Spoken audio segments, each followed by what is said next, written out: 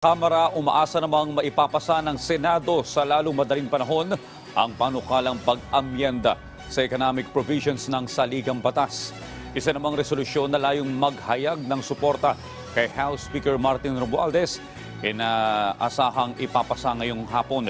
Si Mela Lesmora sa sentro ng balita. Sa pangunguna ni House Secretary General Reginald Velasco, isang panalangin na ang inialay ng Kamara para maghari ang pagkakaisa sa pagitan ng dalawang kapulungan ng Kongreso ukol sa usapin ng charter change. Na pagdasal natin na sana yung ating mga kaibigan sa Senado ay luminaw ang kanilang pag-iisip at magkaisa tayo dito sa constitutional reform. Ayon kay House Majority Leader Manix Dalipe, isa lang naman ang kanilang hiling. Sana'y maipasa na ng Senado sa lalong madaling panahon ang kanilang bersyon ng Resolution of both Houses No. 6 na nagtutulak sa pag-amyenda sa restrictive economic provisions ng konstitusyon. Ang pangako kasi anya ni Senate President Juan Miguel Zubiri, tatapusin nila ito bago mag-Holy Week recess ang Kongreso sa Marso. Kaya't ito ang kanilang hinihintay para agad din nilang ma-adapt ang RBH 6.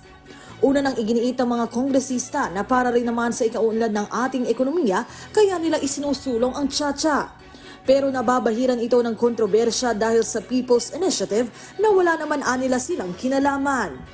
Dagdag pa ni House Deputy Speaker J.J. Suarez, kahit patuloy ang pagdinig ng Senado ukol dito, wala rin namang testigong nagsasabing nabayaran sila para sa PI. Sa plenary session ng Kamara ngayong hapon, inaasang isang resolusyon ang ipapasa ng mga mambabatas bilang pagsuporta kay House Speaker Martin Romualdez na nakatatanggap ng mga pagbatikos dahil sa mga issue sa Tsa-Tsa at PI. Sa mata ng tao kasi parang hindi nakasuporta ang Kongreso, but we just want to show the Speaker na talagang we support him, and yun lang to really be behind his leadership. Mela Lesmora para sa Pambansang TV sa Bagong Pilipinas.